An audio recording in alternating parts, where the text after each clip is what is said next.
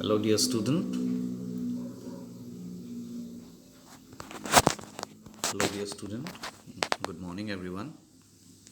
So, after Puja vacation, we are again coming to discuss about the Business Studies Class 11. As it is stated to you in my channel in previous time also, that we are not to discuss our personal views and opinions about the topic, but to discuss about the what is written over the NCERT book that has been prescribed for you, and we have to go between the lines and understand. And it is particularly for those students who generally is able to read the meaning but still don't gather the confidence exactly what they are extracting from the topic is exactly true or not, to support them. So today's topic of discussions is statutory corporation. Okay, now you see the what is written over there about the statutory corporations. By the definition, it is stated that this written over here, you see, that is very important. Statutory corporation are public enterprises brought into existence by a special act of Parliament. The act defines its power and instruction, rules and regulations governing its employees and its relationship with government department. Now, every students, you have to write this line. Statutory is a special act of Parliament. You have to write this line. Okay. So what does it mean by the special act of Parliament? Now, act का मतलब है law या कानून. ठीक है. Generally what happen, a company, any Indian company is generated या formed as per the Indian Companies Act. This is the general act for everyone. ठीक है. But if we are discussing about the statutory corporation, जो देखने में, सुनने में, समझने में एक कोई भी ऑर्डिनरी कंपनी जैसा ही है, लेकिन क्योंकि ये गवर्नमेंट रन कंपनी है और ये पब्लिक एंटरप्राइजेस के अंडर आता है, मतलब इसका सारा फंडिंग्स सरकार की तरफ से होते हैं और इसका सारा कंट्रोल या उसका जो ऑब्जेक्टिव्स है वो गवर्नमेंट के ऑब्जेक्टिव्स के मुताबिक चलने के लिए होता है. तो ये थोड़ा सा उन ऑर्डिनरी कंपनीज से थोड़ा सा अलग होगा उसका कुछ नियम कानून में, जो शायद जो जनरल कंपनी एक्ट है उसमें पूरी तरह से उपलब्ध ना हो पाए. इसीलिए थोड़ा सा स्पेशल उसमें टच देने के लिए, स्पेशल लुक देने के लिए या स्पेशल फैसिलिटीज़ प्रोवाइड करने के लिए उनको almost similar to the companies act plus minus थोड़ा थोड़ा करके तो एक अलग कानून बनाते हैं. जो जनरली सभी कानून क्या होता है पार्लियामेंट के थ्रू ही पास होते हैं. तो ये भी एक कानून होगा जो एक विशेष कंपनी को, वो पर्टिकुलर कंपनी को गठन के लिए, जैसे ONGC हो, life insurance corporation of India हो, BSNL हो, MTNL हो, ठीक है, BHEL हो, तो इस तरह के कंपनीज को फॉर्म करने के नाम से वो अलग से बनाया जाता है, ड्राफ्टेड किया जाता है या पार्लियामेंट में उसको पास किया जाता है. तो इसको ही बोलते हैं स्पेशल एक्ट ऑफ पार्लियामेंट. ये बात आप लोग अगर एक बार में नहीं समझ पाते हैं तो उसको रिवाइंड करके आप समझ सकते हो. ठीक है. तो इसका नेक्स्ट हम जाते हैं इसका फीचर्स की डायरेक्शन में. तो इसमें फीचर्स में क्या दिया हुआ है आपका पेज नंबर 63 में. जो फीचर्स में ये कहते हैं कि statutory corporations has a certain distinct features. तो पहला फीचर्स है स्टैट्यूटरी कॉर्पोरेशन और setup under the special act of parliament है, जो थोड़ी देर पहले बताया. ये पार्लियामेंट्री एक्ट के तहत ये गठन होता है. ये उसका पहला स्पेशल कैरेक्टर है. ठीक है. क्योंकि कोई भी company generally normal companies act के तहत गठन होते हैं, लेकिन statutory corporation normal company act के तहत नहीं होता है, बल्कि हर कंपनी के लिए अलग अलग होता है. तो आप ये भी मत समझना कि स्टैट्यूटरी कॉर्पोरेशन बोलने से ही एक अलग कानून होगा, ऐसा नहीं है. हर statutory corporation, for every statutory corporation या एवरी गवर्नमेंट फंडेड कंपनीज के लिए अलग अलग एक नया कानून बनता है. The type of organization is wholly owned by the state. Wholly इसमें क्या बोला है? कंप्लीटली, संपूर्ण रूप से गवर्नमेंट उसको ओन करता है। ओन मतलब मालिक। हाँ, संपूर्ण रूप से गवर्नमेंट उसका ओन्ड, ओन्ड का मतलब है गवर्नमेंट उसका मालिक है। ठीक है, अब जाते हैं नंबर 3 में। नंबर 3 क्या बोलते हैं? A statutory corporation is a body corporate and can sue and be sued। Body corporate का मतलब होता है, बॉडी कॉर्पोरेट का मतलब होता है एक कंपनी, ठीक है, जिसका अपना रजिस्ट्रेशन नंबर होता है और अपना एक खुद का आइडेंटिटी होता है। जैसे इस बार आईपीएल किसने खिलाया, इस बार क्रिकेट मैच किसने खिलाया, तो आप अगर बोल सकते हो कि इस बार क्रिकेट मैच पेप्सी ने खिलाया, मतलब इस बार पिप्सन match sponsored by home Pepsi, ना कि पेप्सी का मालिक का नाम यहाँ पे आएगा। ये स्पॉन्सर कौन करेगा? पेप्सी का नाम नहीं है। इस बार रिलायंस ने ये स्पॉन्सर किया, तो रिलायंस में कौन है? अंबानी का नाम नहीं आएगा इसमें, इसमें आएगा रिलायंस का नाम। तो रिलायंस इटसेल्फ कैन रिप्रेजेंट, तो यही होता है बॉडी कॉर्पोरेट का मतलब, क्योंकि वो खुद अपने आप को रिप्रेजेंट कर सकते हैं। ठीक है, तो उसी तरह से ओएनजीसी भी अपने आप को रिप्रेजेंट कर सकता है। दिस टाइप ऑफ, नंबर 4 में क्या है? This type of enterprises is usually independently finance.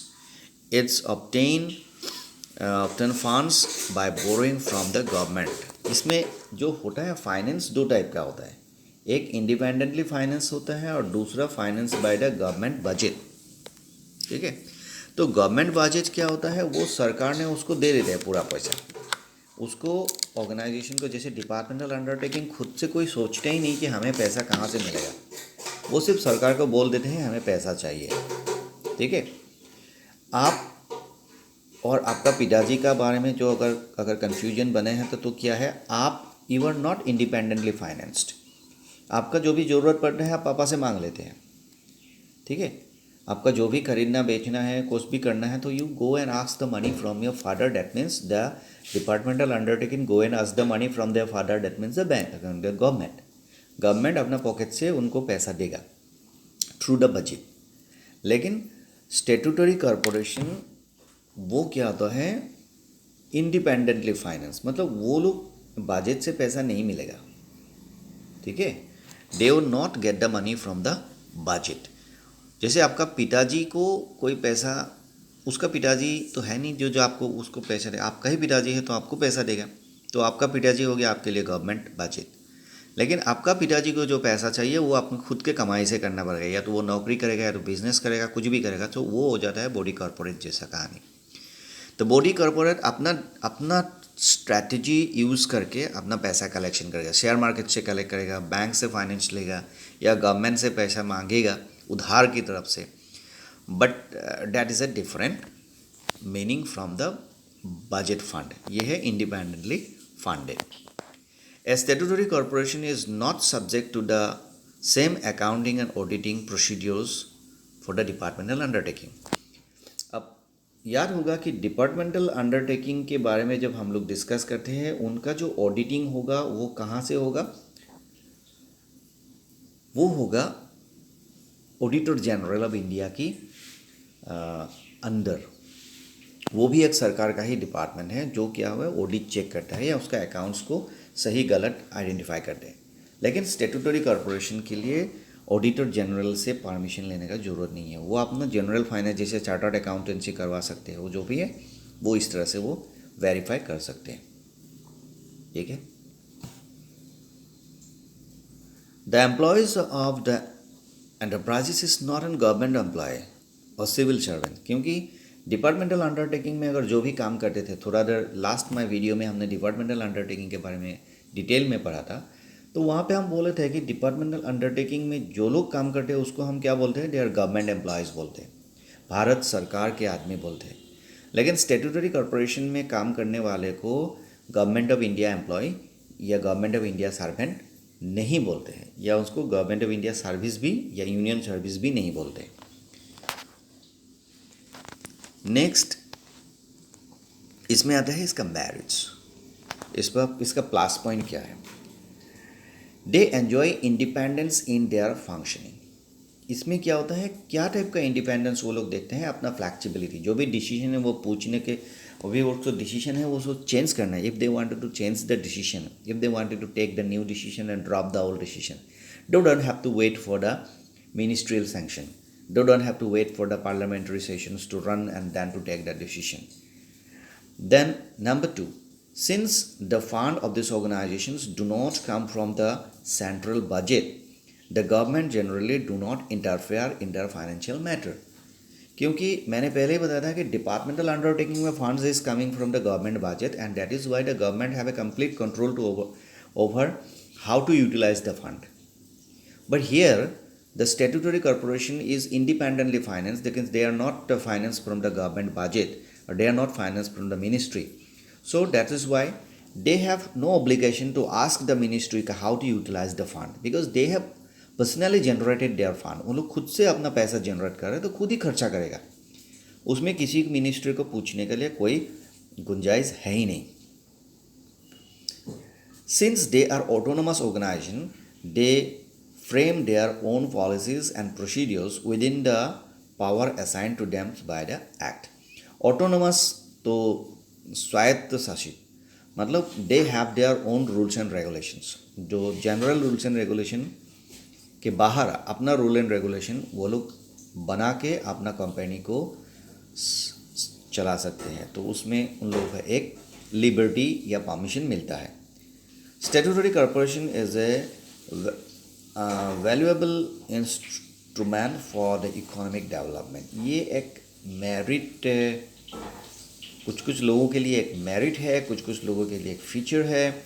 तो दोनों ही एंगल से ये सही है, क्योंकि ये एक क्या होता है, इकोनॉमिक डेवलपमेंट के लिए एक अहम अंग माना जाता है. क्योंकि बड़ा सा स्टैट्यूटरी ऑर्गेनाइजेशन बड़ा बिजनेस करते हैं तो उसमें एम्प्लॉयमेंट जनरेशन होते हैं, प्रोडक्शन होते हैं, फॉरेन अर्निंग्स आते हैं, तो इसलिए वो एक इकोनॉमिक डेवलपमेंट का वजह हो सकता है.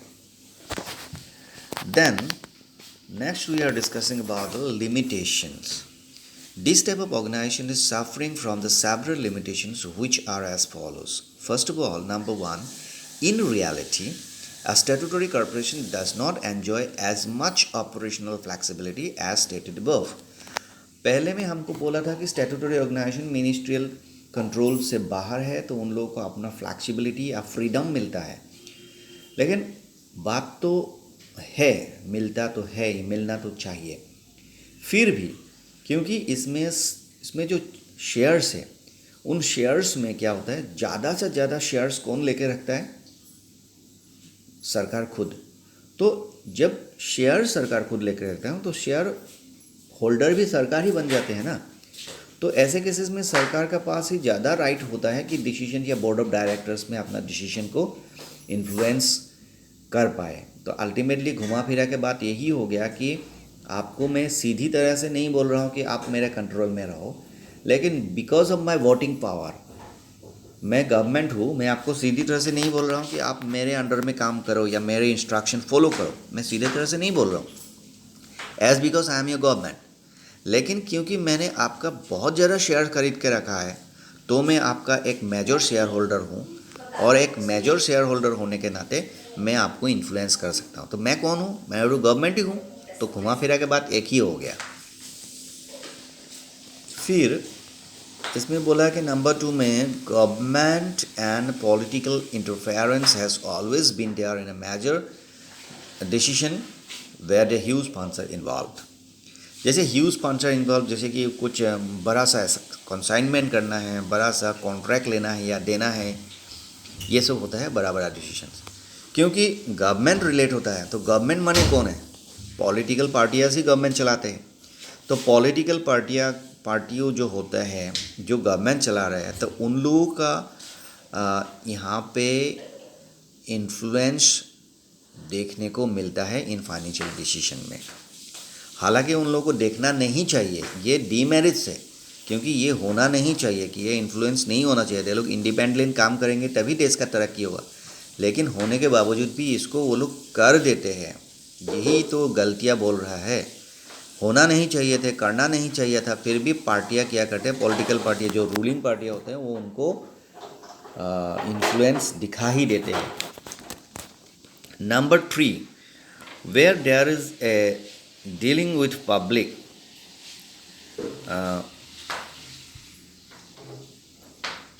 इसमें क्या होता है, करप्शन का चांसेस. यहाँ पे डायरेक्टली बोला है आपको, देखो यहाँ पे बड़ा सा मैंने दिखा दिया है, इसमें करप्शन का चांसेस बहुत ज़्यादा रहता है.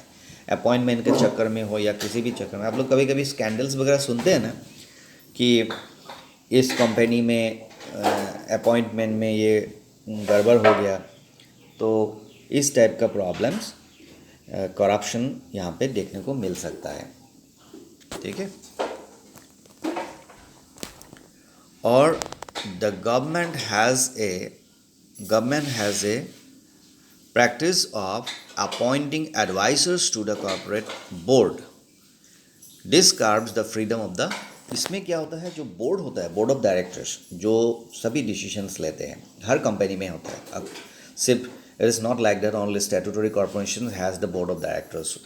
So I would like to state in any type of companies there is a board of directors who take over the ruling या taking the managerial decisions. Now यहाँ पे क्या होता है कि बोर्ड ऑफ डायरेक्टर्स में एक बंदा सरकार की तरफ से रहता है, वो सरकार के बात बोलने लगता है.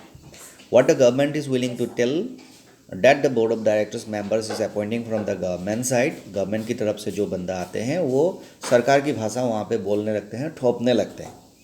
And as because of that ये एक नेगेटिव बात डेफिनेटली माना जा सकता है. ठीक है. तो नेक्स्ट चैप्टर्स में हम लोग पढ़ेंगे गवर्नमेंट कंपनीज. तो नेक्स्ट वीडियो को आप लोग देखते रहिए. इस वीडियो में आप लोगों को क्या मिला क्या नहीं मिला कमेंट दीजिए. मैंने पर्टिकुलरली स्टूडेंट्स को बार बार बोल रहा हूँ कि आप लोग अगर वीडियो देख रहे हो तो बिल्कुल कमेंट कीजिए, नहीं तो मुझे पता ही नहीं चलेगा कि आप वीडियो देख रहे हो कि नहीं देख रहे हो. ठीक है. सो जो वीडियो जिसके लिए मीन करके बनाया जाता है वो अगर वही लोग नहीं देखेंगे तो of course it's a waste. So ऐसा नहीं होना चाहिए. आप लोग एटलीस्ट देखने के बाद थोड़ा सा एक लाइन कमेंट में आप कुछ भी ना लिखो तो अपना नाम ही एटलीस्ट लिख के भेज दो. Thank you very much.